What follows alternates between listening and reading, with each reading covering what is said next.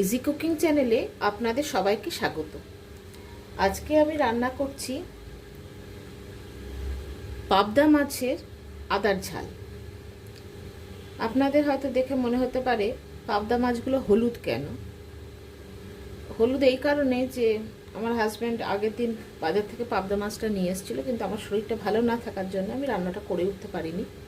আমি যে কোনো মাছ ফ্রিজে তোলার আগে তাকে একটু হলুদ মাখিয়ে রাখি। আজকে আমার শরীরটা ঠিক আছে, সেই জন্য আমি আজকে পাবদা মাছটা রান্না করছি।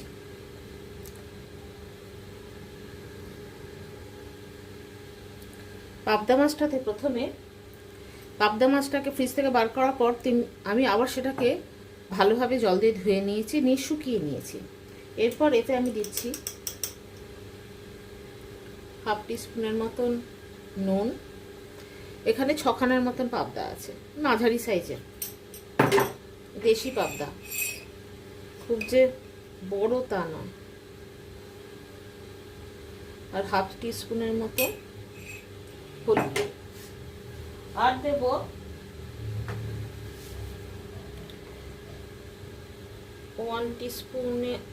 1 টেবিল স্পুনের মতন সর্ষের তেল।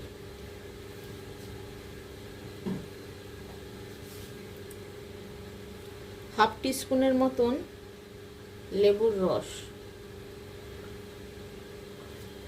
এই দিয়ে আগে পাবদা মাছটাকে আমি একটু মাখিয়ে আধ ঘন্টার মতো রেখে দেবো।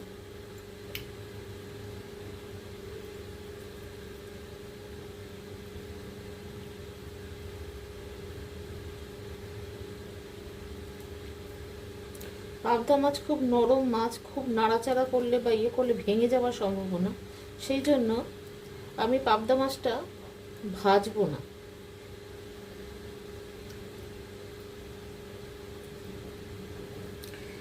যে কারণে অনেকে পাবদা মাছে আমি আরেকটু লেবুর রস দিচ্ছি, হাফ টিস্পুনের মতন দিয়েছিলাম, যদি কারোর মনে হয় একটু দিতে পারে।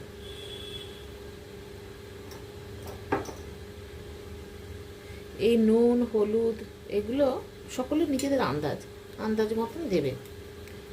আমরা একটু নুন কম খাই।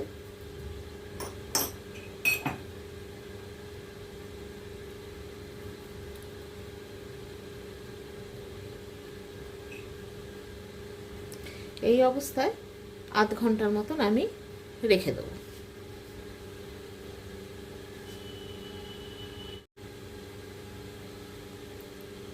আধ ঘন্টা পরে এতে আমি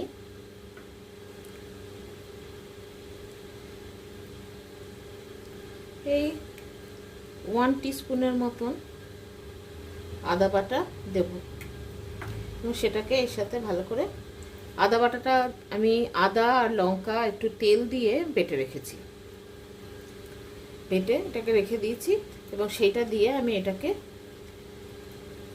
ম্যারিনেট করে আবার রাখবো কিছুক্ষণের জন্য, যাতে এই আদার ফ্লেভারটা মাছের মধ্যে ঢুকে যায়।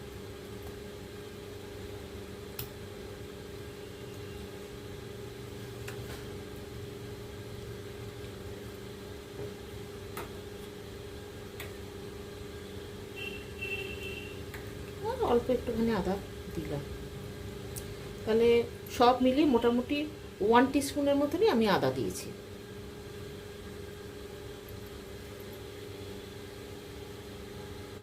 গ্যাস জ্বালিয়েছি, গ্যাসেতে আমি 3 টেবিল স্পুনের মতো সর্ষের তেল দিলাম।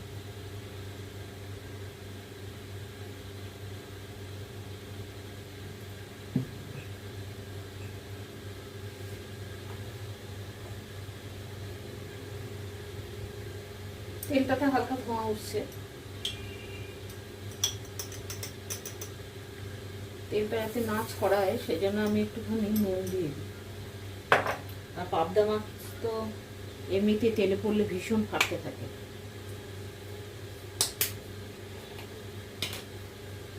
আর দিলাম এই 1 টিস্পুনের মতন কালো জিরে।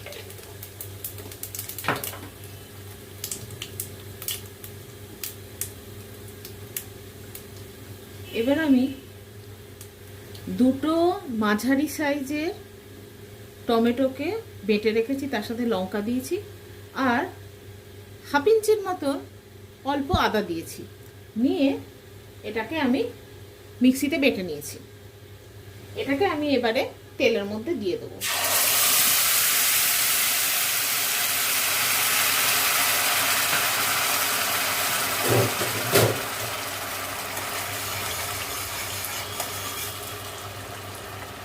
তেলের মধ্যে দেওয়ার পর এর মধ্যে আমি এই মাছগুলোকে পরপর পরপর সাজিয়ে দেবো।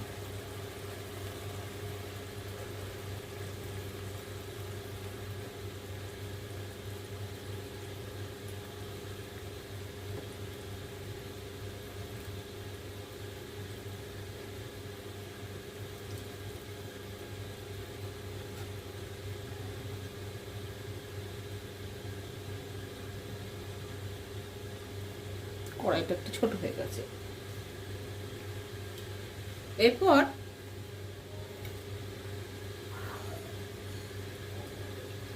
মিক্সি ধোয়ার যে জলটা আর এই বাটির জলটা যেটা ধোয়া ছিল সেটাকে আমি এর মধ্যে ঢেলে দেব।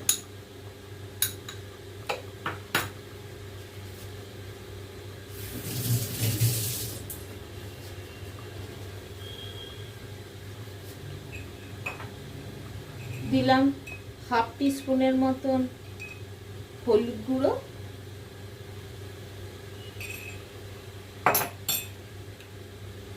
তিনটে কাঁচা লঙ্কা,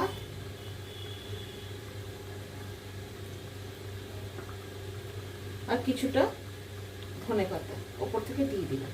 ধনেপাতা আমি পরেও দেবো, তো এখন একটুখানি দিয়ে দিলাম। নিয়ে এটাকে এবার আমি 10 মিনিটের জন্য ঢেকে দেবো।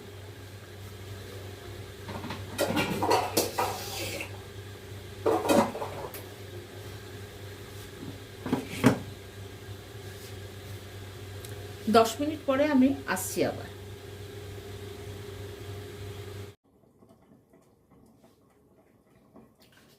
দশ মিনিট পরে একবার ঢাকনাটা খুলে দেখবো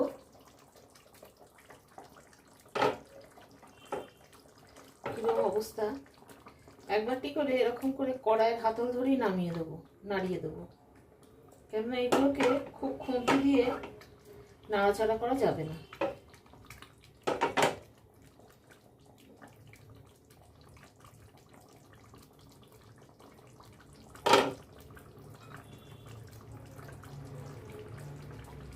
আসলে কড়াইটা ছোট হয়ে গেছে তো মাছের পরিমাণের তুলনা।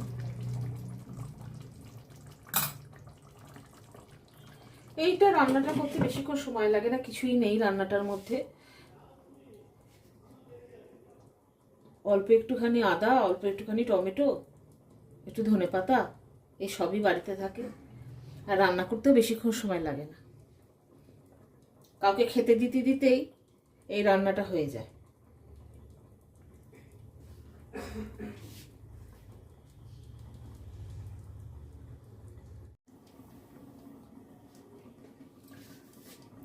দশ মিনিট হয়ে গেছে।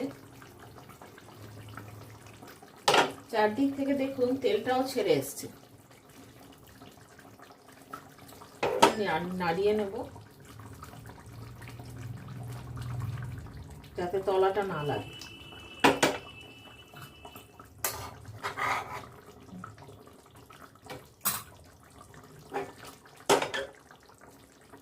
এবার উপর থেকে আবার ধনেপাতা,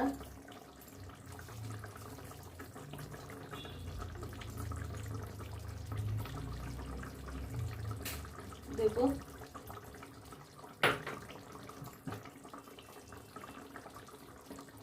অল্প একটু কাঁচা সর্ষের তেল দেবো।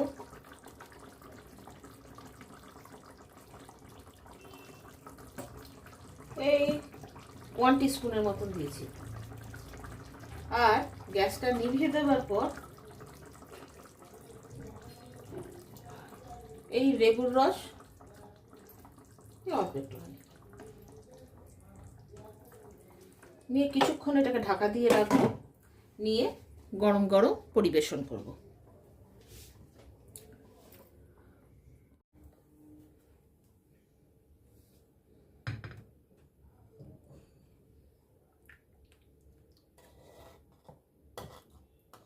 এই মাছ খুব নরম তো, এমনি আজরাবার কিছু নেই, সাজাবারও কিছু নেই।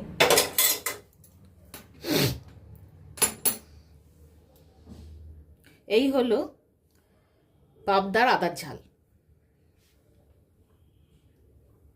আপনারাও রান্না করে রান্না করে খেয়ে দেখুন, আপনাদেরও ভালো লাগবে।